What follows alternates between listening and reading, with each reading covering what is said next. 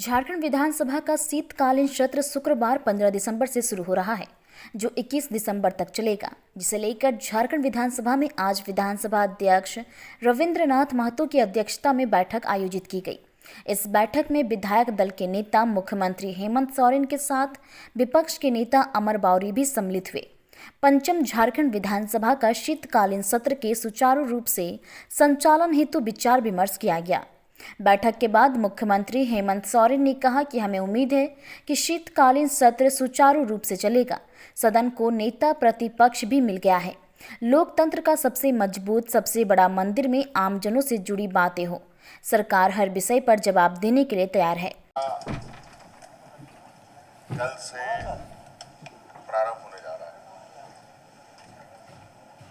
इस अवसर पर एक दिन जो माननीय अध्यक्ष जी के साथ सभी विधायक दल के नेताओं के साथ इनका इंटरेक्शन होता है, उसके अनुरूप आज हम लोगों ने बैठक की। और आज खुशी की बात यह है कि आज सदन को नेता प्रतिपक्ष भी मिला और आशा करते हैं कि सत्र में जो राज्य के विषय हैं और जो लोकतंत्र का सबसे मजबूत और सबसे बड़ा मंदिर, आम नागरिकों का जो समस्या है उन बातों को रखा जाएगा और सरकार पूरी तरीके से उन सभी मुद्दों पर जवाब देने को तैयार है। स्पीकर साहब ने इस विषय को संज्ञान में लिया है और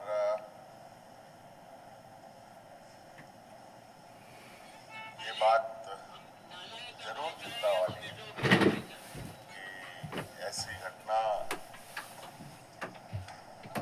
संसद के अंदर हो, तो ये बहुत चिंता का विषय है और इस विषय को स्पीकर साहब स्वयं देख रहे हैं। वहीं विधानसभा अध्यक्ष रविंद्रनाथ महतो ने कहा कि सदन को चलाने की जिम्मेदारी सत्ता पक्ष और विपक्ष दोनों की है। उन्होंने कहा कि उम्मीद है कि सदन सुचारू रूप से चलेगा। कोई बात नहीं है, लेकिन फिर भी हम लोग दिल्ली के इस घटना को, जो घटित घटना है, उसको संज्ञान में लेते हुए और उससे सबक सीखते हुए अपना विधानसभा को भी उतना लिबरल, उतना उदार नहीं बनाएंगे ताकि कोई भी आतताई आकर के कुछ भी घटना का अंजाम दे सके। इसलिए हम लोग भी प्रिकॉशनरी स्टेप लेंगे और अनावश्यक रूप से जो आदमी सब आते हैं वो अनावश्यक आने वाला आदमी को रोकने का काम करेंगे। अपरिचित व्यक्ति को आने के लिए हम लोग रोकने का प्रयास करेंगे और जो भी व्यक्ति को प्रवेश करने के लिए देंगे उसका विधिवत जांच करके देंगे कि कोई ऐसा सामग्री लेकर के विधानसभा के अंदर में नहीं घुस पाए ताकि कुछ घटना का अंजाम हो दे सके। सर, विधानसभा परिसर में आसपास काफी गाड़ियां लगी रहती हैं, पार्किंग के अलावा भी आसपास काफी गाड़ियां लगी रहती हैं, तो उस पर कोई संज्ञान लिया जाएगा? गैलरी में अलाउड है कि नहीं इस पर? कहाँ? विजिटर्स गैलरी को हम लोग रेस्ट्रिक्टेड करेंगे।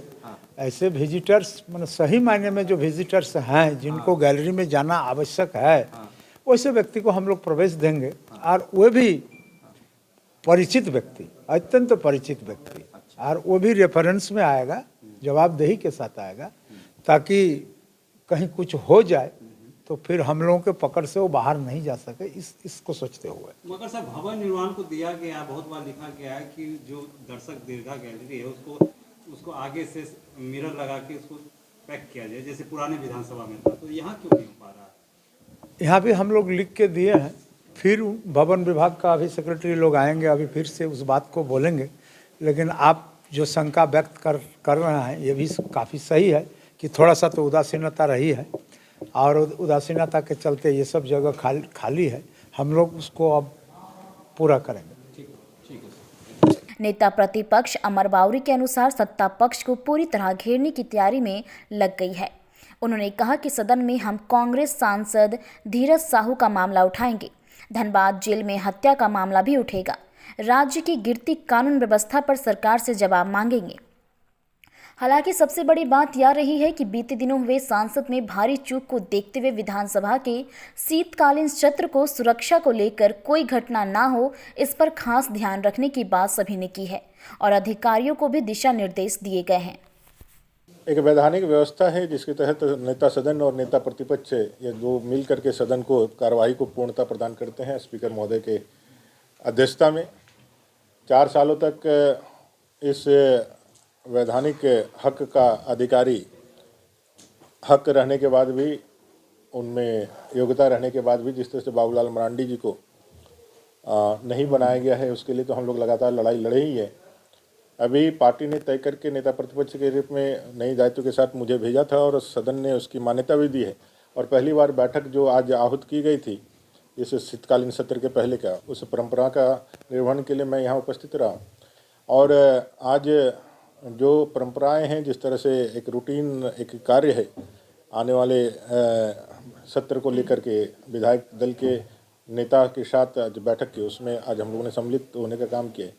निश्चित रूप से अब जो विधानसभा कल से चालू होगी, प्रारंभ होगी, वो 3.5 करोड़ झारखंड की जनता की आशा और आकांक्षाओं का रिफ्लेक्शन करने के इस केंद्र को हम लोग इस तरह से इस्तेमाल करने का कोशिश करेंगे कि जनता की जो आवाज़ है, जनता के जो प्रश्न है, जो अभी तक अनुत्तर रहे हैं, इस सरकार ने जिससे भागने का कोशिश किया है या भागा है अभी तक, उसको जवाबदेह बनाया जाए, उसको अकाउंटेबल बनाया जाए। और जनता के प्रश्न कई एक प्रश्न जो झारखंड के आज के इस आबो हवा में बहुत समकालीन है, समचीन है, जिसमें भ्रष्टाचार का मुद्दा है। लाखों करोड़ों रुपये जो है किसी के घर से बरामद हो रहे हैं। वो एक राजनेता है और भारतीय इतिहास में इतने सारे नगद किसी राजनेता के घर से बरामद होने का एक अनूठा उदाहरण है। देश स्तब्ध भी है, देश आश्चर्यचकित भी है। और कहीं ना कहीं इन सारे विषयों को लेकर के भ्रष्टाचार हो, चाहे लॉ एंड ऑर्डर हो, जहाँ जेल के अंदर भी हत्याएं हो रही, जेल के बाहर सिपाही की हत्या हो रही है, राजधानी में चाकूबाजी, गोली मारी जा रही है। NCRB की रिपोर्ट के अंदर भारत में सबसे ज़्यादा दंगा यदि कहीं हुआ तो इस राज्य में हुआ। 100 से ज़्यादा दंगे हुए हैं। इन एवरेज 5 हत्या, 5 बलात्कार की घटनाएं इस राज्य के अंदर हो रही है। तो पूरी तरह से लॉ एंड ऑर्डर डिटेरिएट हुआ पड़ा है।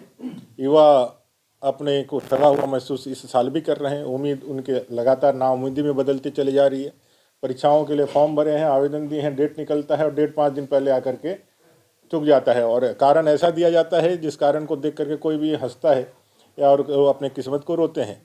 अगर कोई एजेंसी जिसको आपने सिर्फ इसीलिए अपॉइंट किया है कि उसको परीक्षा लेना है और वो यदि असमर्थता जाहिर करता है तो उसके चयन पे प्रश्न उठता है कि आपने उस एजेंसी को क्यों चयनित किया, उसमें काबिलियत था कि नहीं, उसका एक्सपीरियंस था कि नहीं, क्या वहाँ पर भी कट कमीशन और इसके लेकर के आपने दिया था क्या, अगर असमर्थता जाहिर किया था तो उस पर क्या कार्रवाई हुई, उसको ब्लैक लिस्ट में डाला है क्या। और अब नया जो डेट आपने घोषित किया है वो भी 2 दिन के एक दिन में 2 परीक्षाएँ क्लैश कर रही है। JPSC की भी परीक्षा क्लैश कर रही है, JSSC की परीक्षा कर रही है।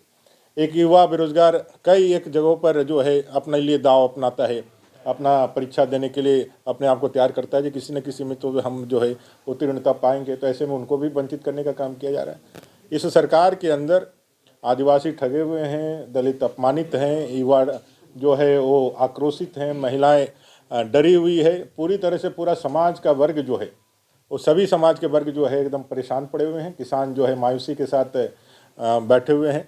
ये पूरी तरह से विफल सरकार है और विफल सरकार की विफलता के 4 साल के बैकलॉग को इस विधानसभा सत्र में हम लोग चाहेंगे कि उस बैकलॉग को जवाब लें और आने वाले इस नए साल में कुछ उम्मीद इस सरकार से हम लोग प्राप्त करें। कि भाई नाउम्मीदी तो इतनी गहरा गई है कि लोग अब इतने आक्रोशित हो गए हैं कि चाहते हैं कि जितने जल्दी बैलेट उनके सामने हो और वो अपने मताधिकार का प्रयोग करके इस सरकार को, जो लूट और झूठ की बुनियाद पर बनी हुई सरकार है, इस सरकार को बाहर का रास्ता दिखाए, JMO कांग्रेस और RJD को।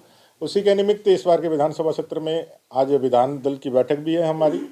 सारे लोगों से बात करके सभी लोगों से एक रणनीति के तहत इस सरकार को जवाबदेह बनाने की पूरी कोशिश हम लोग करेंगे। देखिए, विधानसभा जो है वो कई मायनों में लोकतंत्र में सबसे बड़ा केंद्रीय बिंदु है लोकतंत्र का, और प्रतीकात्मक रूप से कई चीज़ों को ये आपने रिफ्लेक्ट भी करता है।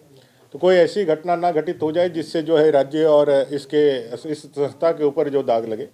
और इसलिए जब कल की जो बेहद दुर्भाग्यजनक जो घटना हुई है वो इस राज्य के अंदर भी ना घटित हो, इसलिए इंटेलिजेंस का भी कुछ फीडबैक है और हम लोगों ने डिस्कशन भी किया है। और इसके लोग करके भाई लोगों को दिया जाता है स्वतंत्रता, लोगों को दिया जाता है कि भाई आप सहज रूप से सभी चीज़ों में जाएं, लेकिन कुछ ऐसे लोग रहते हैं सिरफिरे लोग जो इस सहजता का, इस स्वतंत्रता का गलत इस्तेमाल करके सभी के लिए मुश्किलें खड़ा करते हैं। तो मुझे लगता है कि भाई कुछ न कुछ तो जब आपको मर्यादा का पालन कराना होता है तो कुछ न कुछ कठोर निर्णय लेने ही होते हैं जो ज़रूरी है उन चीज़ों को व्यवस्थित रखने में।